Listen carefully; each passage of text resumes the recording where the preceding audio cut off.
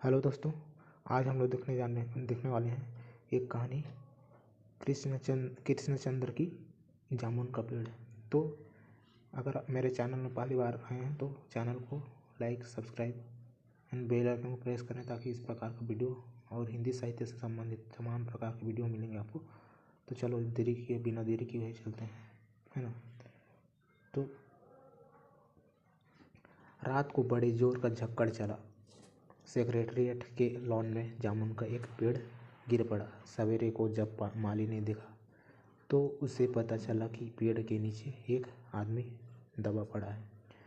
माली दौड़ा दौड़ा चपरासी के पास गया।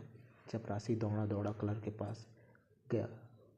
क्लर्क दौड़ा दौड़ा सुपरिटेंडेंट के पास गया। सुपरिटेंडेंट दौड़ा दौड़ा बाहर लॉन में आया। मिनटों में गिरे हुए पेड़ के नीचे दबे हुए आदमी के चारों ओर भीड़ इकट्ठी हो गई। बेचारा जामुन का पेड़ कितना फलदार था, एक क्लर्क ने कहा। क्लर्क बोला, और इसकी जामुनें कितने रसीली होती थी। दूसरा क्लर्क याद करते हुए बोला, मैं फलों के मौसम में झोली भर कर ले जाता था। मेरे बच्चे इसकी जामुनें कितनी खुशी से खाते थे। तीसरा क्लर्क लगभग रुआंसा होकर बोला, मगर यह आदमी क्या। माली ने दबे हुए आदमी की तरफ इशारा किया। हाँ, यह आदमी। सुपरिटेंडेंट सोच में जड़ पड़ गया। पता नहीं जिंदा है कि मर गया, एक चपरासी ने पूछा। मर गया होगा, इतना भारी पेड़ जिसकी पीठ पर गिरे वह बच कैसे सकता है। दूसरा चपरासी बोला, नहीं, मैं जिंदा हूँ। दबे हुए आदमी ने बड़ी कठिनता से घर आते हुए कहा, जिंदा है। एक क्लर्क ने ताज्जुब से कहा, पेड़ से को हटाकर इसे जल्दी से निकाल लेना चाहिए। माली ने सुझाव दिया। बहुत मुश्किल मालूम होता है, एक सुस्त कामचोर मोटा चपरासी बोला। पेड़ का तना बहुत भारी है, वजनी है, क्या मुश्किल है। माली बोला, अगर सुपरिटेंडेंट साहब हुक्म दें तो अभी 15-20 माली। चपरासी और क्लर्क लगाकर पेड़ के नीचे से दबे हुए आदमी को निकाला जा सकता है।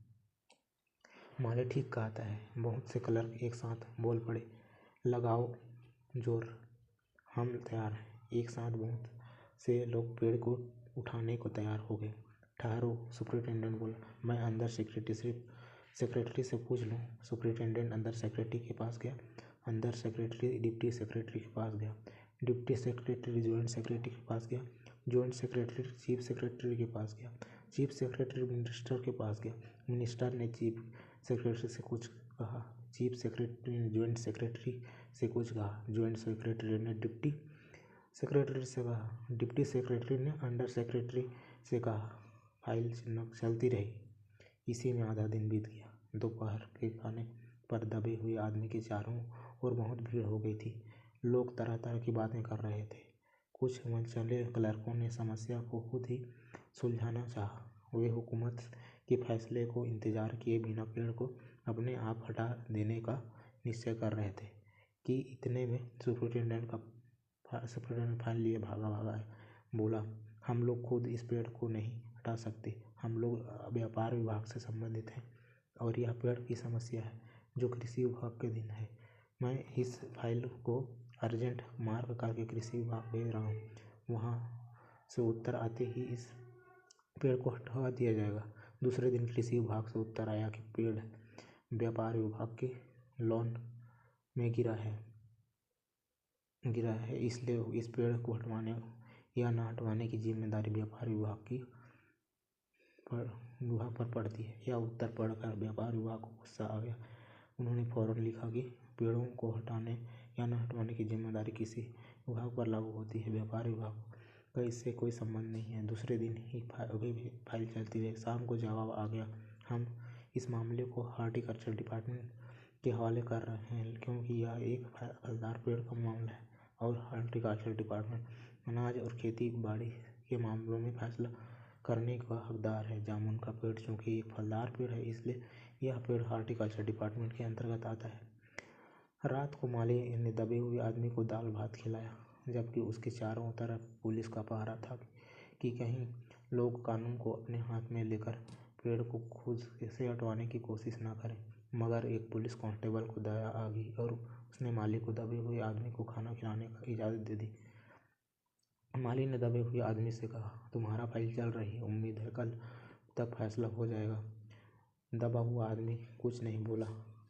माली ने पेड़ के तने को ध्यान में देखकर कहा, अच्छा हुआ कि तना तुम्हारे कुल्हे पर गिरा, अगर कमर पर गिरता तो रीढ़ की हड्डी टूट जाती। दबा हुआ आदमी फिर भी कुछ नहीं बोला। माली ने फिर कहा, तुम्हारा यहाँ कोई वारिस है तो मुझे उसका पता बताओ, मैं उन्हें खबर देने की कोशिश करूँगा। मैं लावारिस हूँ। दबे हुए आदमी ने बड़ी मुश्किल से कहा।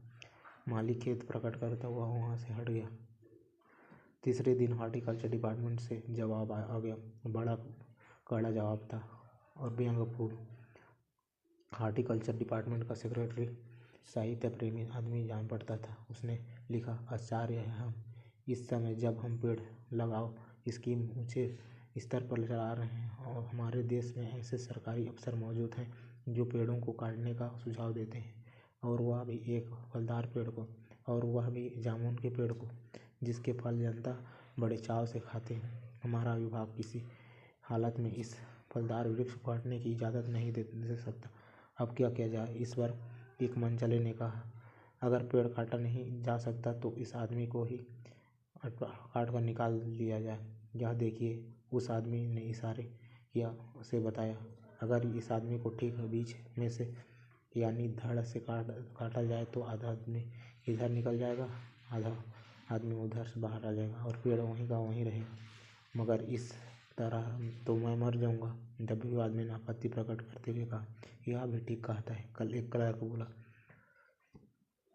यह आदमी को काटने वाली युक्ति प्रस्तुत करने वाले ने भरपूर विरोध किया। आप जानते नहीं आजकल प्लास्टिक सर्जरी कितनी उन्नति कर चुकी है। मैं तो समझता हूँ अगर इस आदमी को क्यों बीच में से काट कर निकाल लिया जाए तो प्लास्टिक सर्जरी से धड़ के स्थान पर इस आदमी को फिर से जोड़ा जा सकता है।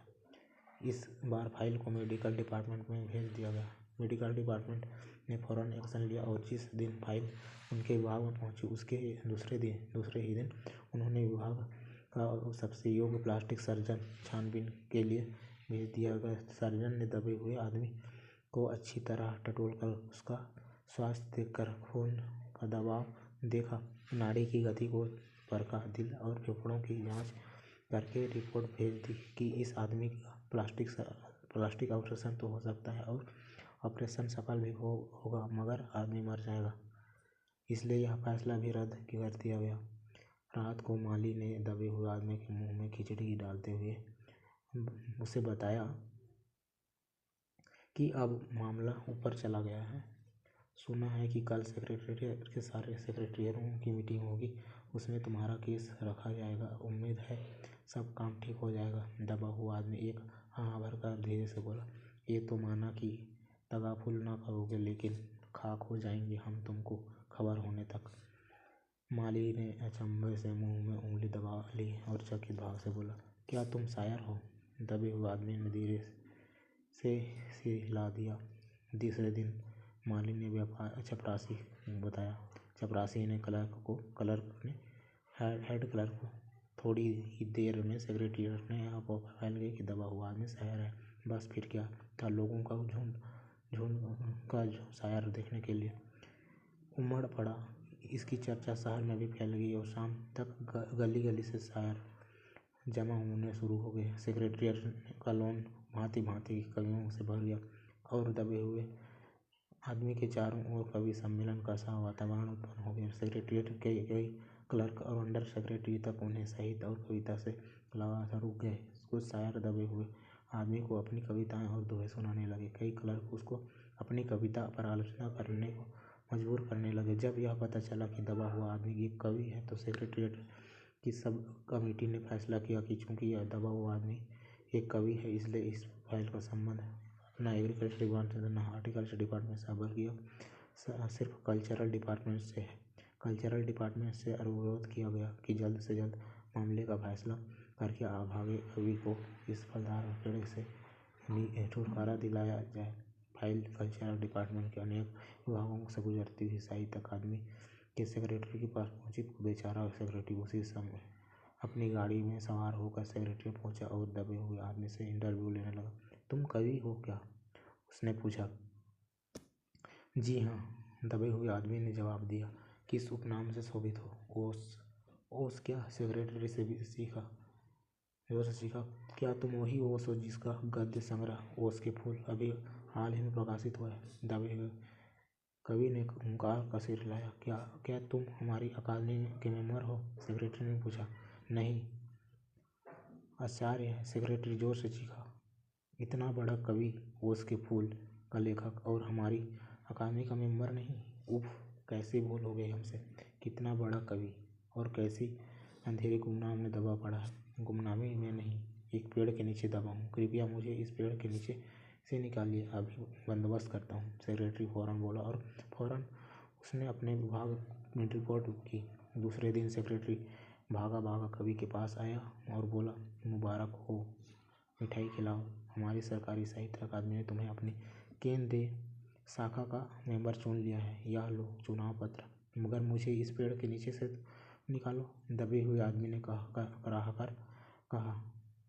उसकी सांस बड़ी मुश्किल से चल रही थी और उसकी आंखों से मालूम होता था कि वह घोर पीड़ा और दुख में पड़ा है। यह हम नहीं कर सकते, सेक्रेटरी ने कहा, और जो हम कर सकते थे वह हमने कर दिया। बल्कि हम तो यहाँ तक कर सकते हैं कि अगर तुम मर जाओ तो हमारी बीवी को वजीफा दे सकते हैं। अगर तुम दरख्वास्त दो तो हम अभी कर सकते हैं। मैं अभी जीवित हूँ। कवि रुक रुक कर बोला, मुझे जिंदा रखो। मुसीबत यह है, सरकारी साहित्य अकादमी का सेक्रेटरी हाथ मलते हुए बोला, हमारा विभाग सिर्फ कल्चरल से संबंधित है। पेड़ काटने का मामला कलम दावत से नहीं, आखिर आरी कुल्हाड़ी से संबंधित है। उसके लिए हमने फॉरेस्ट डिपार्टमेंट को लिख दिया है और अर्जेंटली कहा है को माली ने आकर दबे हुए आदमी को बताया। अगर फॉरेस्ट डिपार्टमेंट के आदमी आकर इस पेड़ को काट लेंगे और तुम्हारी जान बच जाएगी। माली बहुत खुश था। दबे हुए आदमी का स्वास्थ्य जवाब दे रहा था, मगर वह किसी न किसी तरह अपने जीवन के लिए लड़े जा रहा था। कल सवेरे तक किसी न किसी तरह उसे जीवित रहना है। दूसरे दिन जब फॉरेस्ट डिपार्टमेंट के आदमी आरी कुल्हाड़ी लेकर पहुंचे तो उनको पेड़ काटने से रोक दिया है। मालूम हुआ कि विदेश विभाग से हुक्म आया है कि इस पेड़ को न काटा जाए। कारण यह था कि पेड़ को 10 साल पहले पिटोनिया राज्य के प्रधानमंत्री ने सेक्रेटरीट के लोन में लगाया था। अब अगर यह पेड़ काटा गया तो इस बात का काफ़ी अंदेशा था कि पिटोनिया सरकार से हमारे संबंध सदा के लिए बिगड़ जाएं। मगर एक आदमी की जान का सवाल है, एक क्लर्क चिल्लाया। दूसरी ओर 2 राज्यों के संबंध का सवाल है। दूसरे क्लर्क ने पहले क्लर्क को समझाया। और यह भी तो समझो कि पिटोनिया सरकार हमारे राज्य को कितनी सहायता देती है। क्या हम उनकी मित्रता की खातिर एक आदमी के जीवन का बलिदान नहीं कर सकते? कवि को मर जाना चाहिए, निसंदेह, अंडर सेक्रेटरी ने सुपरिटेंडेंट को बताया। आज हम सवेरे प्रधानमंत्री दौरे से वापस आ गए हैं। आज 4 बजे विदेश विभाग इस पेड़ के फाइल उनके सामने पेश करेगा। जो फैसला देंगे वही सबको स्वीकार होगा। शाम को 5 बजे स्वयं सुपरिटेंडेंट कवि की फाइल लेकर उसके पास आया। सुनते हो? आते ही वह खुशी से फाइल को हिलाते हुए चिल्लाया, प्रधानमंत्री ने इस पेड़ को काटने का हुक्म दिया है। इस घटना की सारी अंतर्राष्ट्रीय जिम्मेदारी है अपने सिर ले ली है। कल यह पेड़ काट दिया जाएगा और तुम इस संकट से छुटकारा हासिल कर लोगे। सुनते हो? आज तुम्हारी फाइल पूर्ण हो गई। मगर कवि का हाथ ठंडा था। आंखों की पुतलियां निर्जीव और चींटियों की एक लंबी पांत उसके मुंह में जा रही थी। उसके जीवन की फाइल भी पूर्ण हो चुकी थी। इस प्रकार